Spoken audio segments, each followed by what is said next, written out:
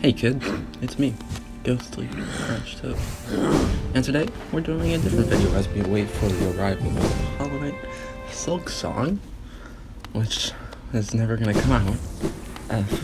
We're gonna be doing a Hollow Knight lore video instead.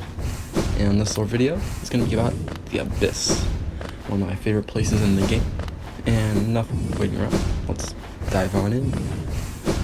The Abyss is an endgame area in Hollow Knight, where you can find it in like the bottom of the ancient basin. You have to have Kingsbrand, and you basically get Kingsbrand after you beat Hornet Sentinel in the Kingdom's Edge area.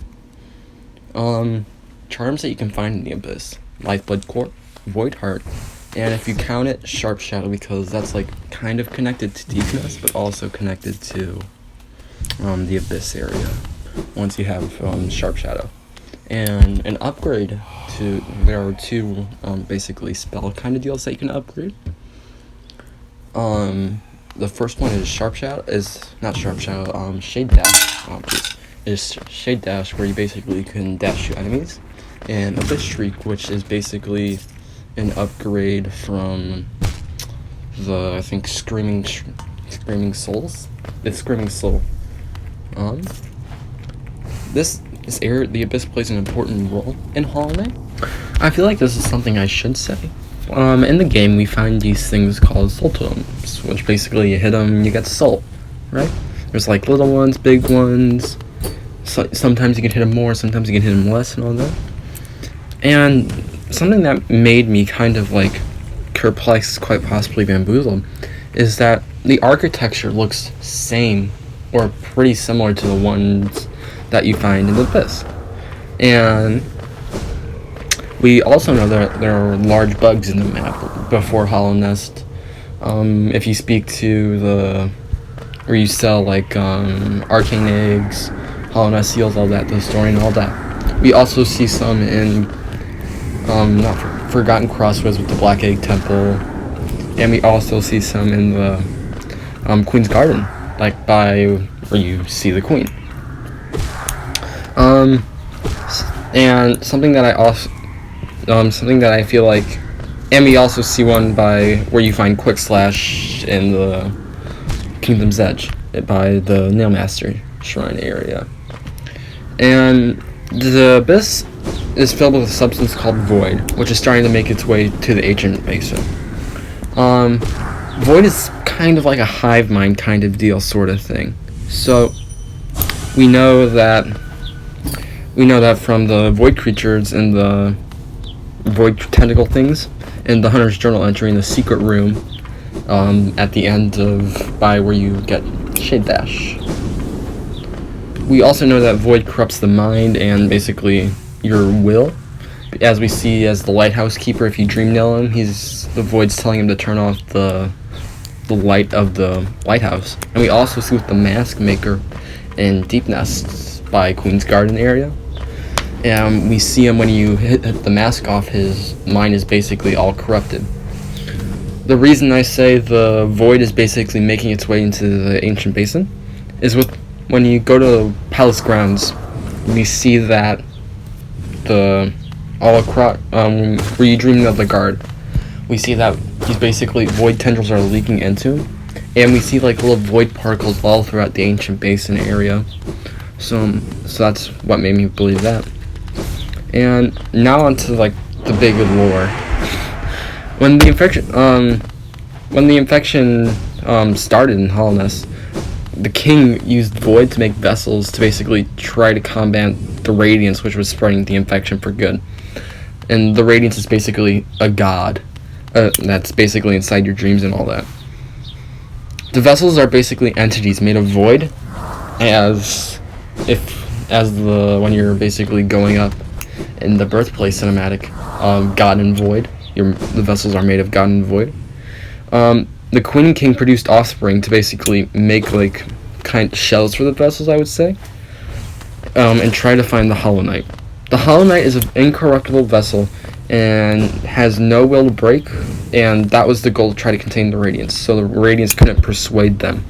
And we all know how that worked out with the game. depending on what ending you got, you either our little knight that you play as became the new Hollow Knight, or killed the Radiants for good. We see in the birthplace that the Pale King found one, and we see that on the little tablet outside the basically area, the void area, the abyss entrance, that there's a tablet that says they found, we don't go back here. And the ones who didn't make it all the way up to basically get out of the abyss fell back down and left to basically rot. That we see with the brothers and sister vessels just floating around trying to kill you until you get the Void Heart Charm, which basically means you control the Void. I'm gonna go in like a more in-depth look at the Void in a different video. How you get the Void Heart Charm, I just feel like I should say this, is you have to fight the Trade Lord and get one shell from the Queen, and you get the other part from getting a fully upgraded Dream Nail, and making your way to the White Palace and making through and getting it from the King. Something I feel like I should also say, since I'm talking on the topic of Void, is Zote and Hornet are not Void. First of all, both those characters have free thought, and we know that basically the Void is a hive mind kind of deal thing. And it's like, why would that doesn't really make sense. If they're Void, they wouldn't be able to think on their own. Because we know if you Dream Nail Zote, he's like thinking about his dad, so he had to pass. His dad basically regrets him, and we know that the Pale King didn't really regret them. He just wanted to find something. He just wanted to basically do it. Basically find a Hollow Knight vessel kind of deal. And Hornet is Hornet, and she was basically born from the offspring of Herod the Beast, which is basically one of the Dreamers, and the Pale King. Now on to my theories. Theory time. First, this is just one theory, since I'm going to try doing like theories. I have one theory, and that's with Lifeblood Core. Since we know the core of Lifeblood is important because it's in basically the darkest area with the most tragic past in all of Hollow Nest. Lifeblood is like a drug. We see that with Howling Cliffs, that when you get the Lifeblood Heart, it's basically like a drug. The description's a drug. It makes you powerful and lasts longer, and we see that in the ability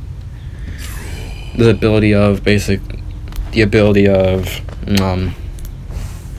what Lifeblood does. My guess, Lifeblood was keeping it down. Lifeblood Core was keeping the Void down, because even though the Void the Abyss was shut off, so Void couldn't get out. But when my guess, the Lifeblood Core was like a last-ditch effort. I know this sounds like I'm rambling all that. The Lifeblood Core was basically a last-ditch effort if the Abyss got open so the Void didn't get out. Because we know that Lifeblood's basically powerful, all that, as I was saying earlier. And my guess, Lifeblood has some way to keep the Void inside the Abyss and make sure it's not getting out. We know it's starting to fail because we see Void particles all throughout the map. And my guess, that was basically with what happened with the Pale King and all that. He kind of let everything out, you know? Alright. I'm probably gonna end the video here. Hopefully everyone's doing okay with the protests, staying safe. And yeah. So, see you next time on Ghostly French Toast. Bye.